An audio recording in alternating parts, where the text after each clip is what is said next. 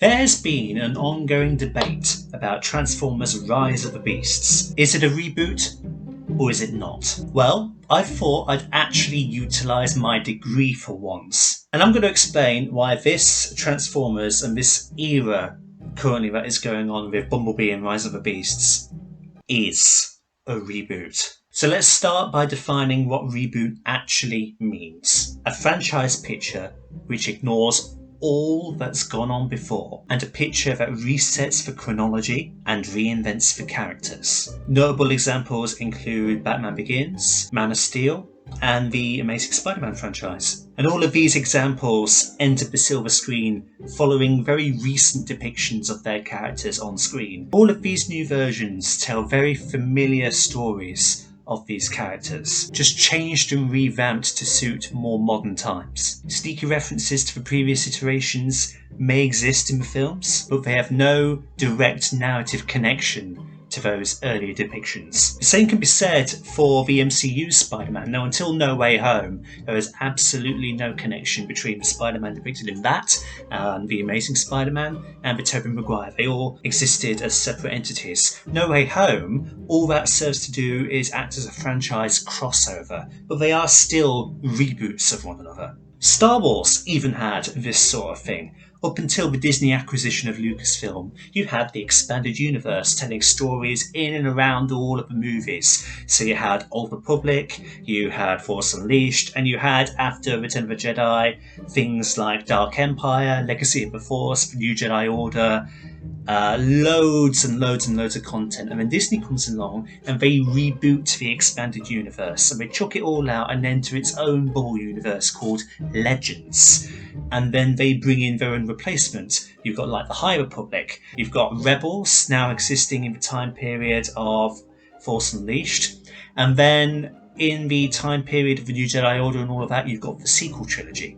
So that is Star Wars' essential reboot, if you like. And I mean, Transformers itself is no stranger to the concept.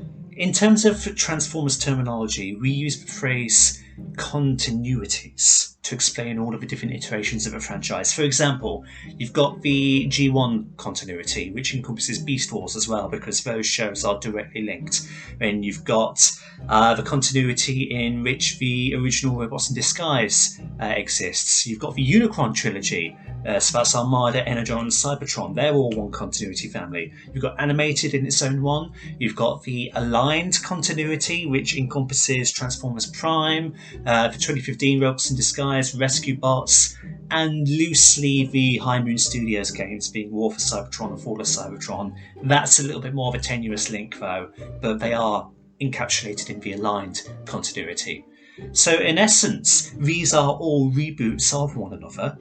It's just that we don't tend to use the phrase reboot when it comes to Transformers. We use continuity, but that is what they are. And in terms of the Michael Bay films, they form the live-action film continuity, and these were supported for a time by the IDW tie-in comics, until The Last Night came along and dropped a right royal turd on all of that. But you have your 5-film core narrative: Transformers, Revenge of the Fallen, Dark of the Moon, Age of Extinction, and The Last Shite. And then Travis Knight's Bumblebee comes along and challenges whether the film series had been rebooted or not, by presenting itself as having far too many contradictions with the narratives of the previous films. Cybertron looks completely different to how it does in Dark of the Moon. All of the robots are G1ified. The Autobots leave Cybertron for a completely different reason than they're searching for the Allspark. Bumblebee lands on Earth in the 80s to establish a base for the Autobots, rather than to find the cube, which not only contradicts the first Transformers film, but also sticks a big fat middle finger up at The Last Night, which has the audacity to say that Bumblebee was on Earth in World War II fighting the Nazis. I mean, that in itself raises a whole lot of questions about the canon in the Bay films themselves. It's a mess. And to top it all off, Optimus Prime himself lands on Earth in the 80s as well, in the Bumblebee film, which contradicts the first Transformers film when you literally see him arriving to Earth for the first time. Rise of the Beasts has RC in there as well. Revenge of the Fallen established that she came to Earth between 2007 and 2009. I mean, this film is set in, what, the 90s or something? Heck, this film is going to depict Unicron as a separate entity from how The Last Knight represented him as Earth itself, which is something that Transformers Prime did, but better. So you'd have thought that this would be black and white, case closed, job done. But the source of the debate surrounding the reboot all comes from one man, Lorenzo de Bonaventura, and he refuses to acknowledge Bumblebee and Rise of the Beasts as a reboot, and is intent on drawing a narrative through to the previous films by saying, quote, "By the end of Rise of the Beasts, Optimus has become the guy that you've recognised from the Bay movies," and that, quote, "It is a prequel in that it's before all the previous movies, so it sort of exists in its own way. What I don't think it is a reboot." However, yet the Rise of the Beast director, Stephen Cable Jr., says, It's a reboot for sure. That's all I can say without spoiling. Now, kind of in a very short defence as to what Lorenzo is going on here, in the Bumblebee film, you have a recurring concept of Sector 7, B becomes a Camaro once again, and supposedly Megatron is frozen in the Hoover Dam.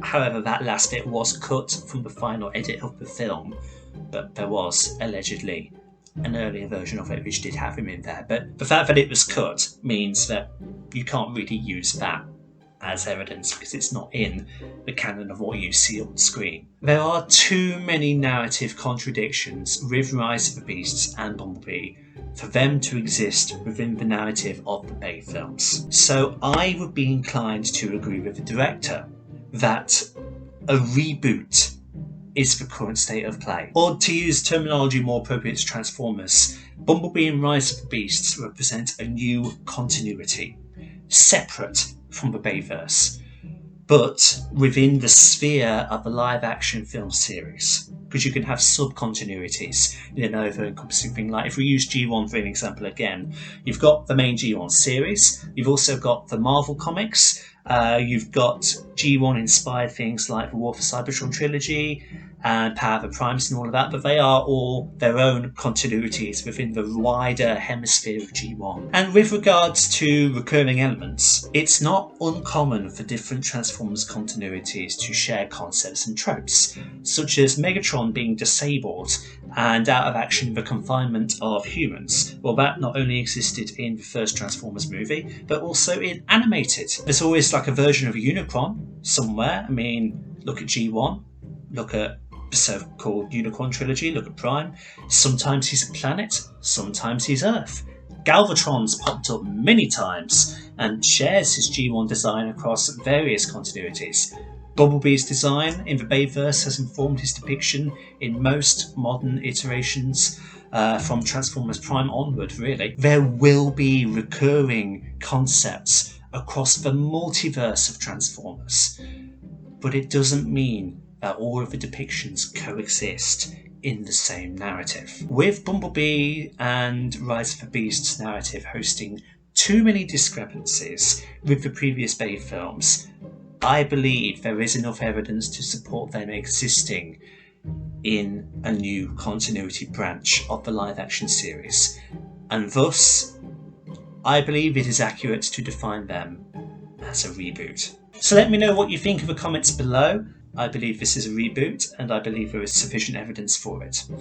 But anyway, that's my take on the matter. Thank you everybody so much for stopping by and checking out this video. Like and subscribe if you haven't already, and share it around to help out the channel. And until next time, see you all later.